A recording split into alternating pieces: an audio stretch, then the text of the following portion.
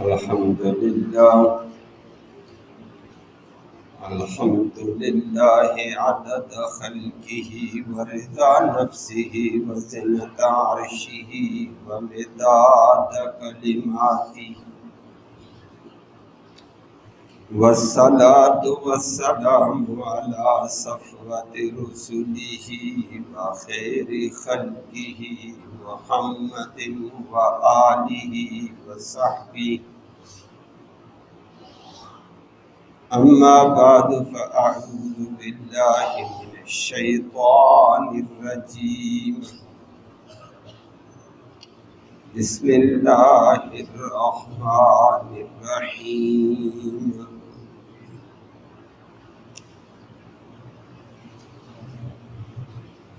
ولا تأكلوا أموالكم بينكم بالباطل وتدلوا بها إلى الحكام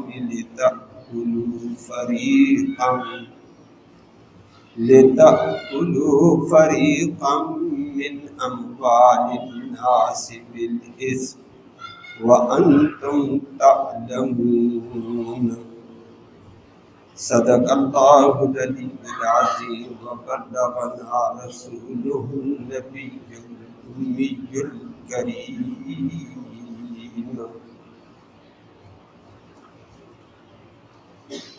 قابل تکریم معزز سامعین کرام، آج اس آیت کریمہ میں حرام مال سے بچنے کا حکم دیا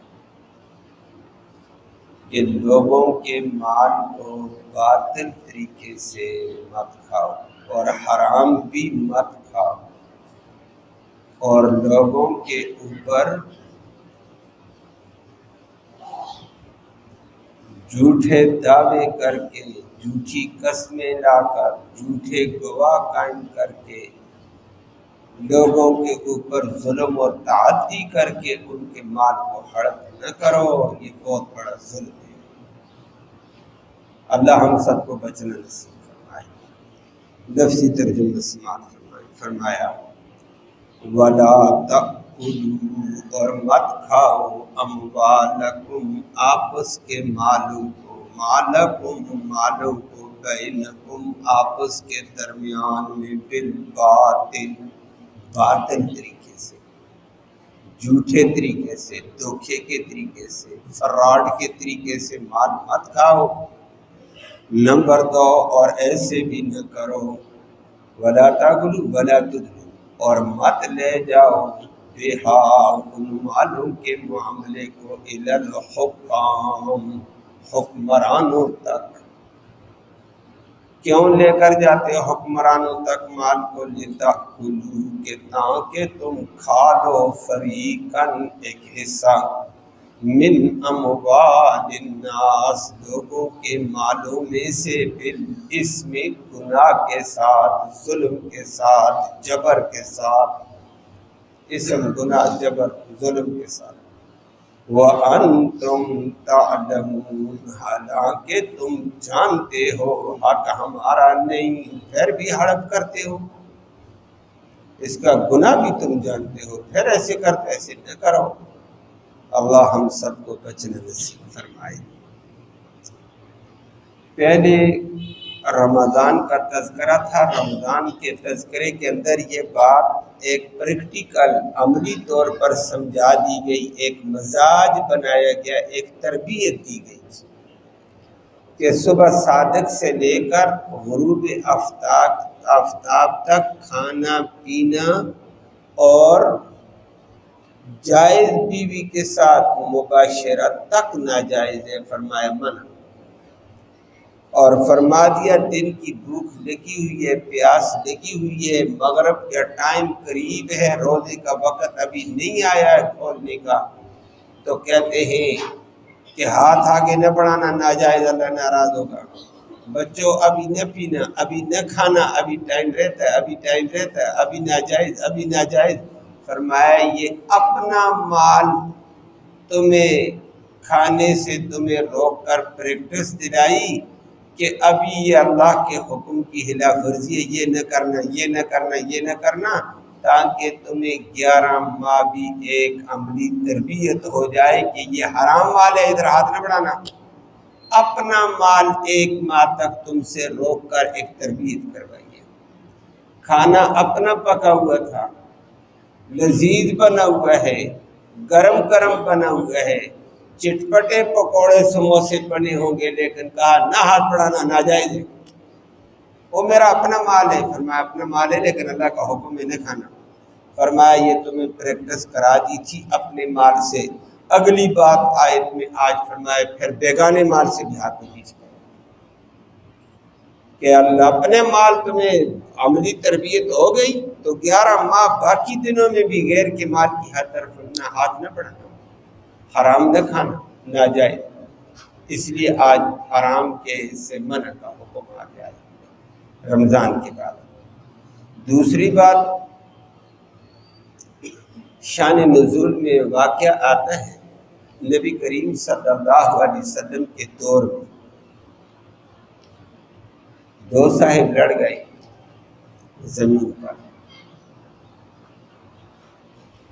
ایک نے دعویٰ کیا یہ زمین میری، یہ دوسرے کے قبضے میں۔ نبی کریم صلی اللہ علیہ وسلم نے ایک کو بھی بلا لیا، دعوے والے کو بھی،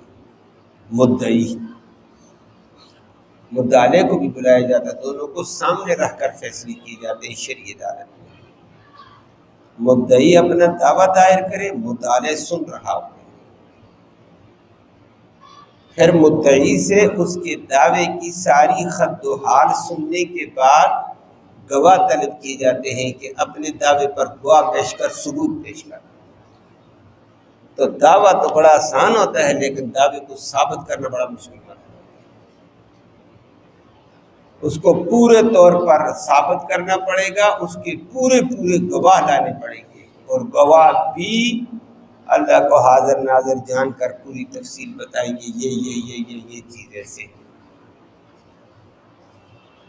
پھر مسئلہ ثابت ہوگا۔ اور مدعے کو کہا جائے گا اپنا دفاع کر، دعوے کو غلط کہہ سکتے ہیں، کیوں غلط کہتے ہیں، کیا وجہ ہے۔ گواہوں کے اوپر جرح کرنا چاہتے ہیں، جرح کر کہ گواہ 2 نمبر کے ہیں، گواہ جھوٹے ہیں، گواہ بکاؤ مال ہیں، ان گواہوں کا اعتبار نہیں ہے۔ تو یہ تفصیل تھی۔ تو نبی نے مدعے سے کہا بھائی سچے گواہ دے کر اپنے دعوے، اور اس نے کہا گواہ نہیں، تو نبی کریم صلی اللہ علیہ وسلم فرمایا پھر مدعے سے میں معاملہ طلب کروں گا کہ مدعے جس کے خلاف دعویٰ ہے وہ قسم اٹھا دے۔ مدعی دعویٰ پیش، دعوے پر گواہ لائے ثبوت، اور نہ لا سکا تو مدعے کی قسم اس سے لی جائے گی۔ تو کہا قسم تو ہر بندہ لے لیتا ہے، نبی کریم صلی اللہ علیہ وسلم فرمایا اس کی تفصیل سنائیں گے۔ اور نبی نے وہ آیت چند دن پہلے آپ نے بھی سنی تھی کہ جھوٹی قسموں کے ذریعے سے، جھوٹے طریقے سے کسی کا مال ہڑپ کرنے والے کے لیے فرمایا دیا ہے اولئک لا خلاق لہم، آخرت میں ان کے حصے میں کچھ نہیں ہوگا، ان کا دامن خالی ہو جائے گا، مال حرام کھائے۔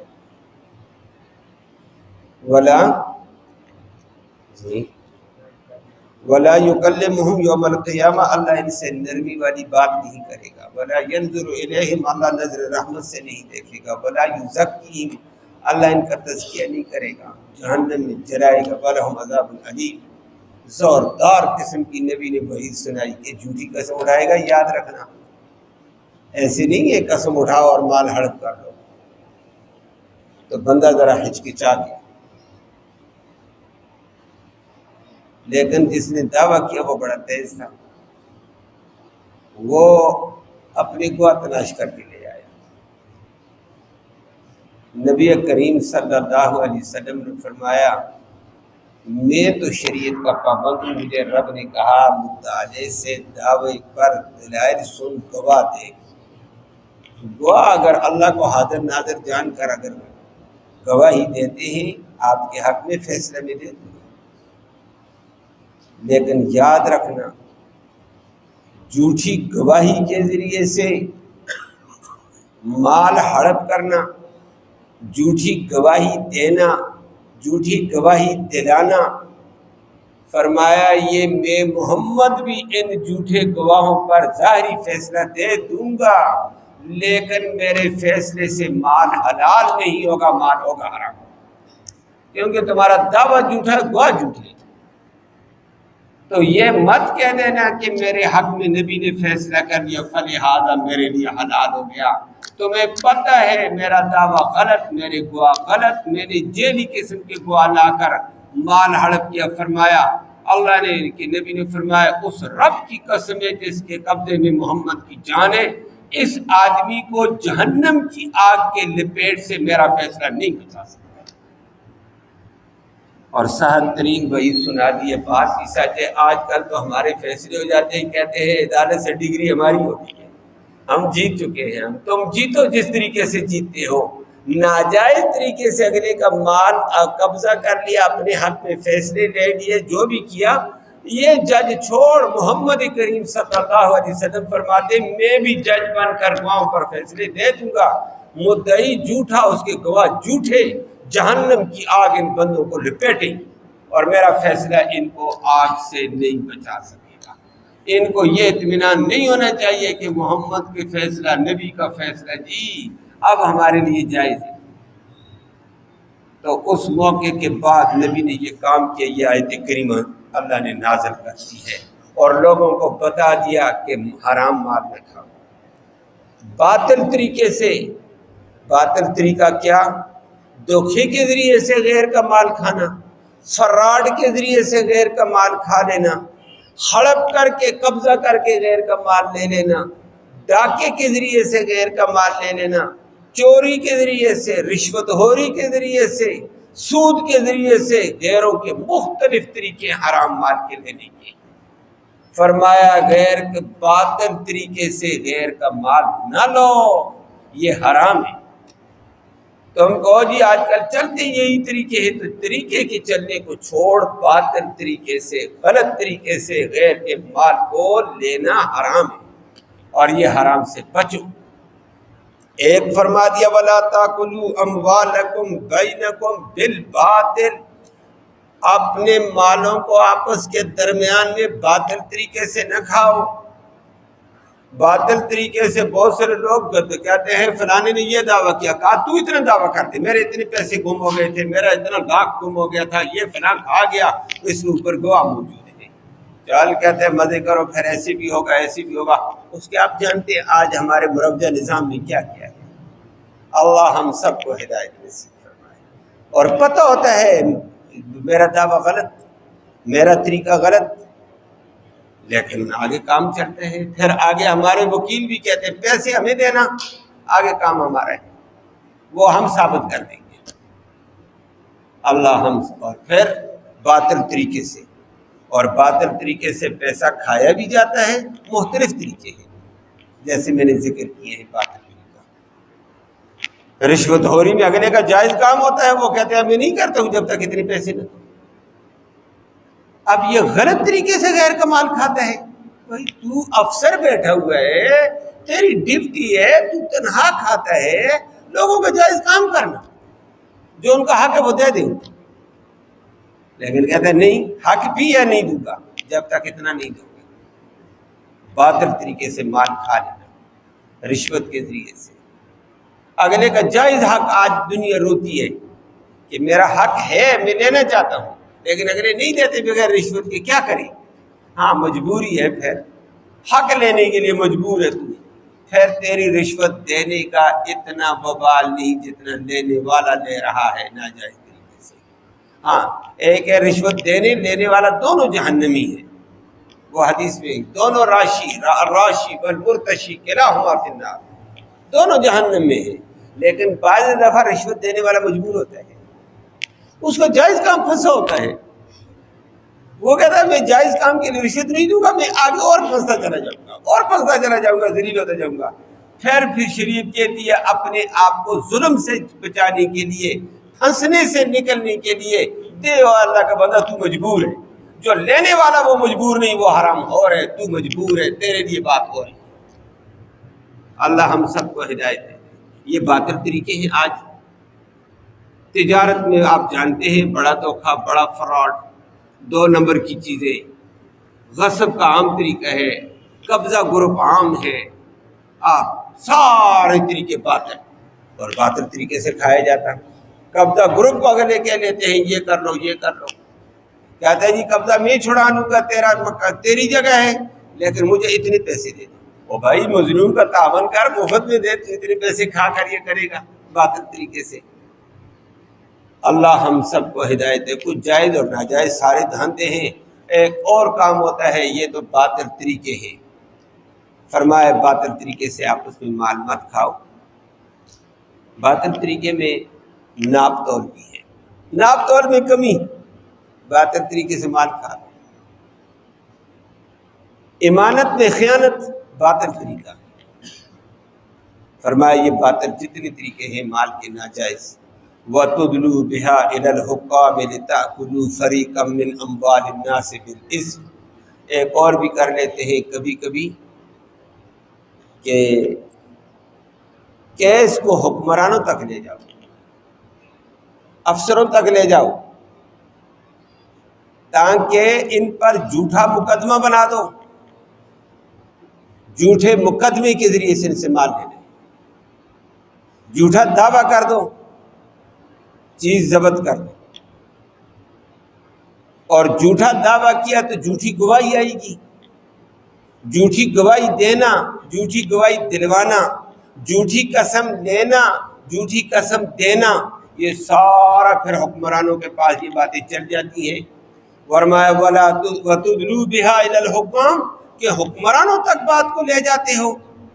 اور کیوں لے جاتے ہو جی؟ حکمرانوں تک جھوٹا کیس چلا گیا، جھوٹا دعویٰ چلا گیا، جھوٹا معاملہ ہے، جھوٹے گواہ لاؤ جی، اور جی جھوٹے گواہوں کو پیسے دو، جھوٹی گواہی دو، جھوٹی قسم دو، جھوٹی قسم دو۔ فرمائے لِتَأْكُلُوا یہ سارا دھندہ اس لیے لے کر جاتے ہو، لِتَأْكُلُوا فَرِيقًا مِّنْ أَمْوَالِ النَّاسِ بِالْإِثْمِ کہ لوگوں کے مالوں کا ایک اچھا خاصا حصہ ظلم کے طور پر، گناہ کے طور پر لینا چاہتے ہو، کھانا چاہتے ہو۔ فرمایا یہ کام نہ کرو وانتم تعلمون تم جانتے ہو کہ اس کا وبال بہت بڑا حرام ہے، تم جانتے ہو میرا طریقہ غلط ہے، تم جانتے ہو میرا دعویٰ غلط ہے، تم جانتے ہو کہ میری شہادت غلط ہے، میں شہادت دے بھی غلط رہا ہوں اور شہادت دلوا بھی غلط رہا ہوں۔ فرمایا پھر بھی تم اتنا بڑا ظلم کرتے ہو۔ فرمایا یہ حرام کا ارتکاب نہ کرو۔ اور یہ چند دن پہلے بھی بات ذکر کی تھی، آیت نمبر 158 میں تفصیل ذکر کی ہے کہ اللہ نے نبیوں کو بھی حلال کھانے کا حکم دیا، یا ایھا الرسل کلوا من الطیبات، اور مومنوں کو بھی کہا تھا یا ایھا الذین آمنوا کلوا حلالا طیبا، ایمان والو حلال اور پاکیزہ کھاؤ۔ حلال کی برکات الگ ہیں اور حرام کی نوستیں بہت زیادہ ہیں۔ وہاں میں نے دونوں کا تقابل پیش کیا تھا کہ حلال مال کی وجہ سے دل میں نور پیدا ہوگا، عبادت کا شوق ہوگا، نمبر 3 اخلاق بہتر ہوں گے، اچھی صفات انسان کے اندر آئیں گی حلال کی وجہ سے، بول چال اس کی اچھی ہوگی، شرم و حیا اس کے اندر اچھا ہوگا، اور ایسی اچھی صفات اس کے اندر آ جائیں گی۔ اور حرام کھانے سے دل سے نور نکل جاتا ہے، عبادت کا شوق ختم ہو جاتا ہے، دل کے اندر ظلمت آ جاتی ہے، دل سخت ہو جاتے ہیں، قسوت آ جاتی ہے، اور اخلاق بدتر ہو جاتے ہیں، بری صفات اس کے اندر آ جاتی ہیں، ظلم اور جور کے دروازے کھل جاتے ہیں، اس کے دماغ کے اندر ہمدردی والا جذبہ ختم ہو جاتا ہے، حرص، لالچ، طمع، حسد، کینہ، بغض والی صفات اس کے اندر آ جاتی ہے۔ آج ہمارے معاشرے کو یہی تباہی دی گئی۔ اللہ ہم سب کو محفوظ فرمائے۔ فرمایا یہ حرام سے بچو، حرام کے بڑے نقصان ہیں، وہاں میں نے تفصیل ذکر کی ہے، اور نبی کریم صلی اللہ علیہ وسلم نے بھی فرمایا حرام کی بڑا نقصان یہ ہے دعا اللہ قبول نہیں کرتا ہے، اور حلال کمائی سے اللہ دعائی کو قبول کر لیتا ہے۔ حضرت سعد بن ابی وقاص رضی اللہ تعالیٰ عنہ جلیل القدر صحابی تھے، نبی کریم صلی اللہ علیہ وسلم کے رشتے میں معمول لگتے تھے، نبی کے ممحیال کے خاندان میں سے تھے، ماموں اس وجہ سے رکھتے تھے، تو عظیم جلیل قدر صحابی بھی ہیں، دین کی بڑی خدمات اس نے، بڑے بڑے مار کے جہاد میں سر دیے، مال بھی اللہ نے اس کو بعد میں دیا، مالی خدمت بھی عوام کی بڑی کرتی تھی۔ ایک دفعہ نبی کریم صلی اللہ علیہ وسلم سے عرض کیا، یا رسول اللہ میرے لیے دعا کرو۔ فرمایا کیا؟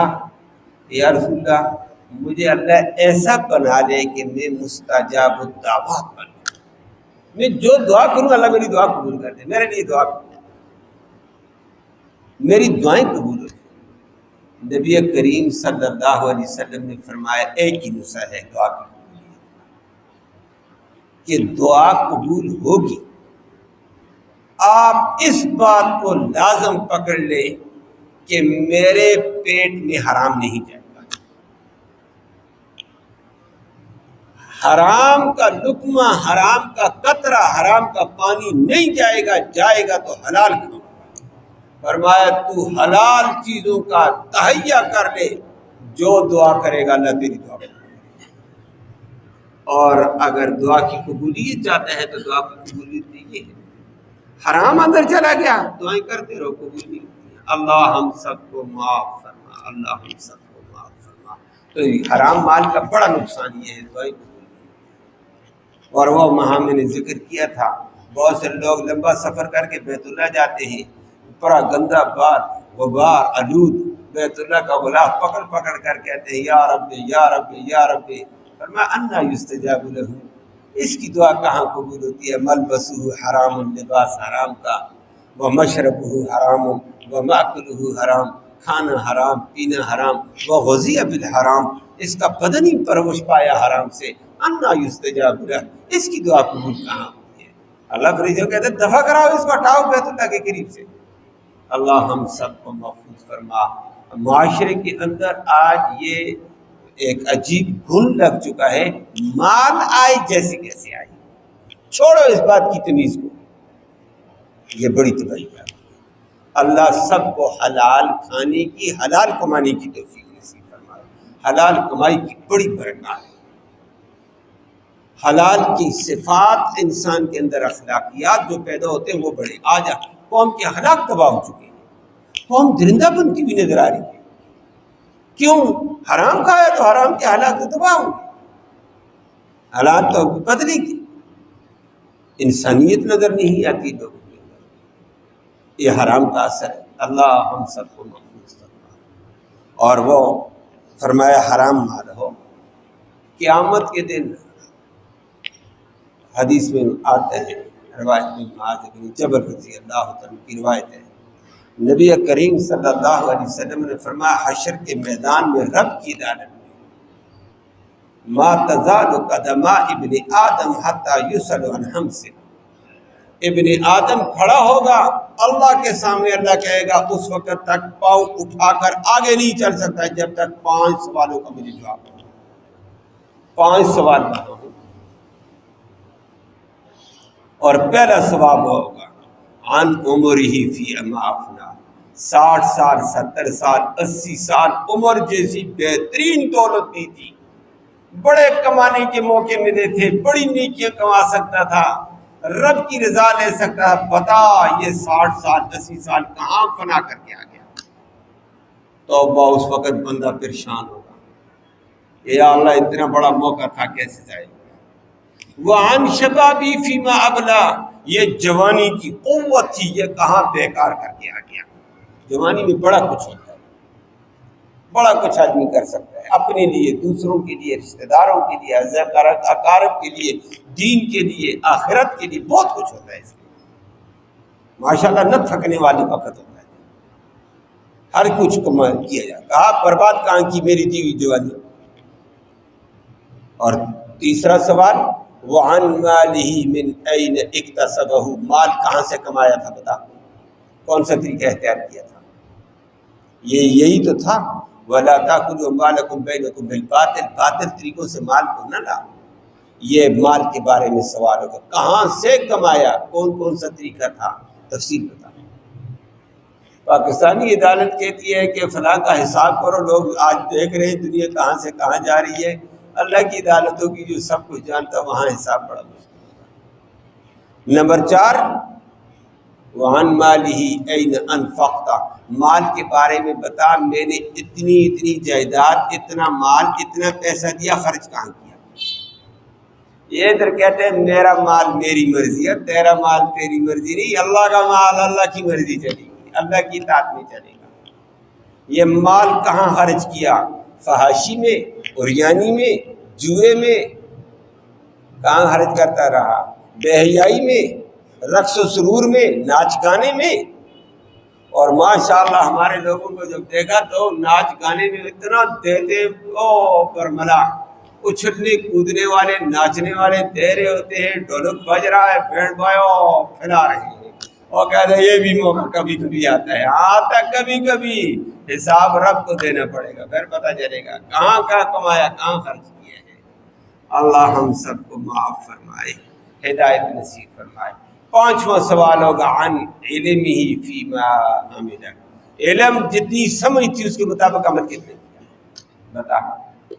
اللہ ہم سب کو ہدایت نصیب فرمائے، عمل کی توفیق۔ تو فرمایا یہ باطل طریقے سے مال نہ کھاؤ، یہ مال کا حساب و کتاب ہے۔ اور نبی کریم صلی اللہ علیہ وسلم نے فرمایا یہ مال انسان کے لیے تباہی ہے۔ اور وہ حدیث میں عبداللہ ابن عمر نے فرمایا آج ہمارے اوپر یہی حالات ہیں، اسی مالوں کی تباہی نے ہمیں برباد کیا ہے۔ اللہ کے حکم چھوڑے، مرضی چلی۔ حدیث لمبی ہے، نبی کریم صلی اللہ علیہ وسلم نے فرمایا یاد رکھو جب قوم کے اندر حیا ختم ہو جائے گا، فرمایا اللہ کی طرح طرح کی بیماریاں اللہ مسلط کرے گا، ایسی بیماریاں آئیں گی جو تمہارے باپ دادوں نے ان کا نام نہیں سنا ہوگا، جانتے نہیں ہوں گے۔ آج کون کون سی بیماری ہمارے اندر نہیں ہے؟ پہلے والے یہ بیماریاں نہیں جانتے ہیں، آج عجیب عجیب بیماری آ رہی ہے، چاہے وہ کوئی بھی ہو۔ روز ایک نئی آ گئی ہے، روز ایسی عجیب عجیب بیماریاں محلے کے جس کی کوئی حد نہیں ہے۔ فرمایا جب حیا ختم ہو جائے گا طرح طرح کی بیماریاں اللہ مسلط کرے گا۔ حیا دنیا کو حیا وہ کہتے ہیں میری مرضی، میرا مرضی، اور ماشاءاللہ اب تو کھلے طور پر اور تباہی آ رہی ہے اور لائی جا رہی ہے زور سے۔ پابندی نہ لگاؤ جی، پابندی لگانے والے مجرم ہیں، بے حیائی کے خلاف بولنے والا مجرم ہے۔ اور نمبر 2 فرمایا جب بے حیائی آئے گی اللہ طرح طرح کی مصیبتیں لائے گا جس سے تم نکل نہیں سکو گے، طرح طرح کی اذیتیں لائے گا۔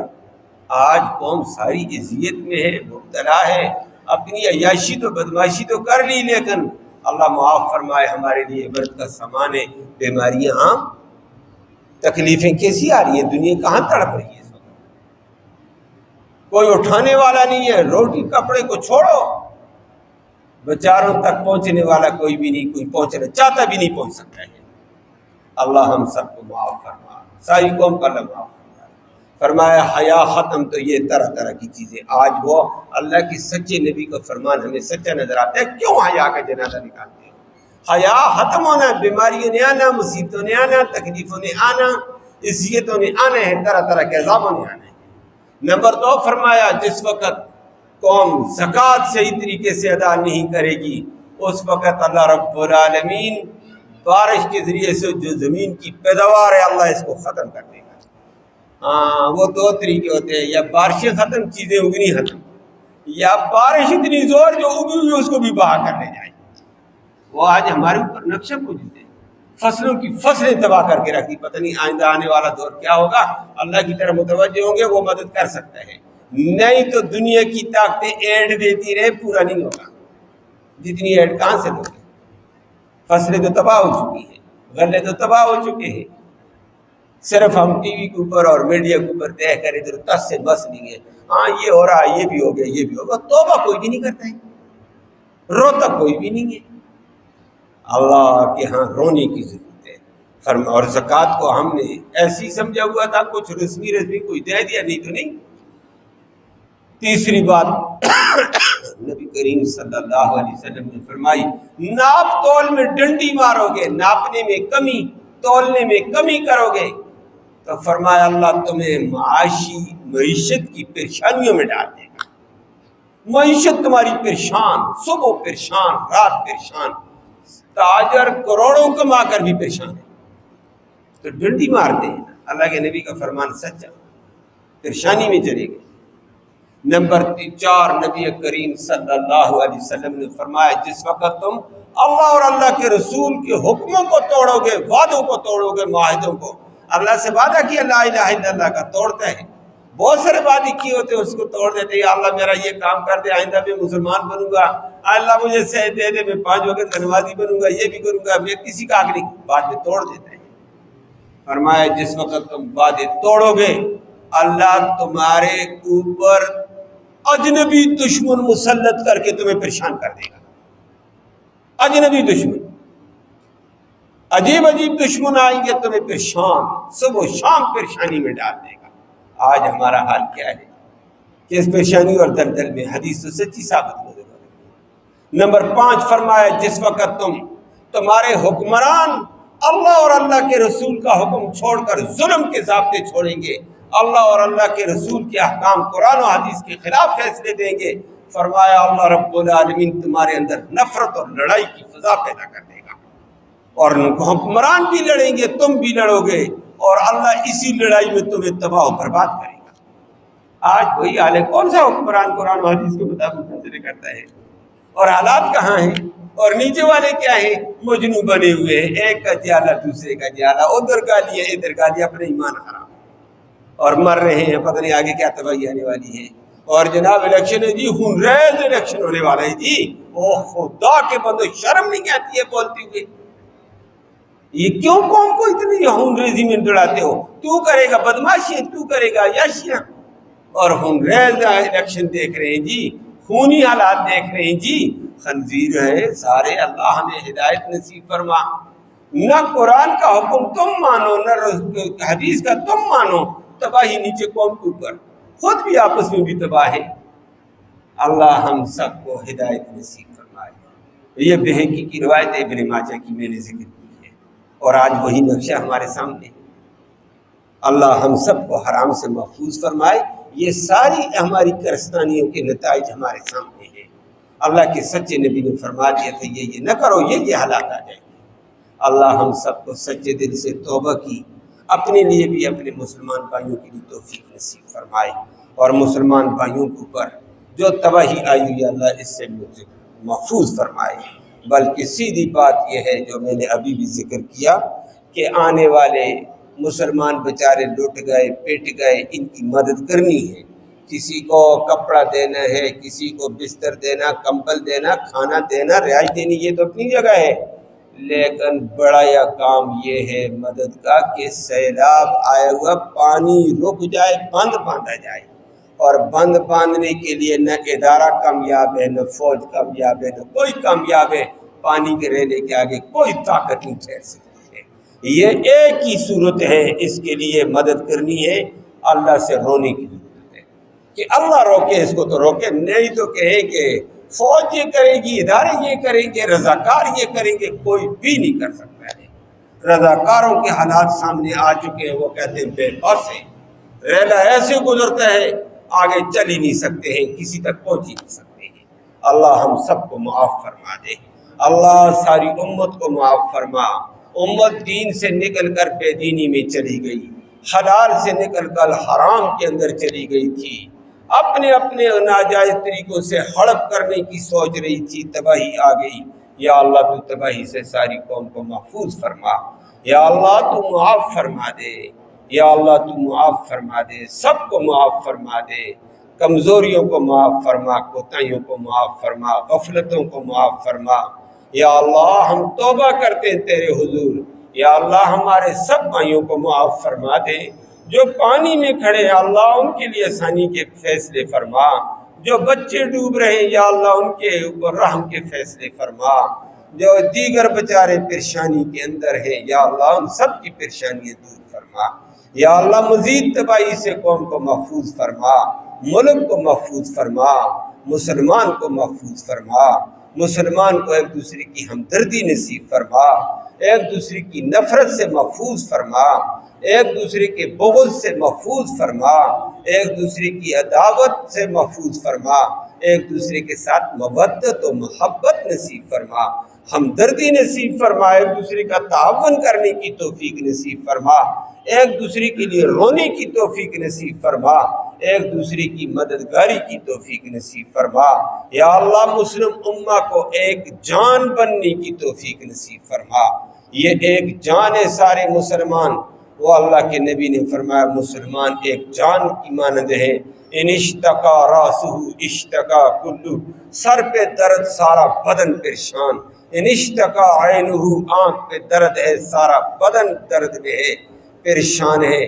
یا اللہ ان لوگوں پر آئی تکلیف، ساری امت کو اس درد کو محسوس اور درد کو اپنے اندر پیدا کرنے کی توفیق نصیب فرما، توبہ کی توفیق نصیب فرما۔ اللہم ربنا تقبل منا انک انت السمیع العلیم وتب علینا انک انت التواب الرحیم برحمتک۔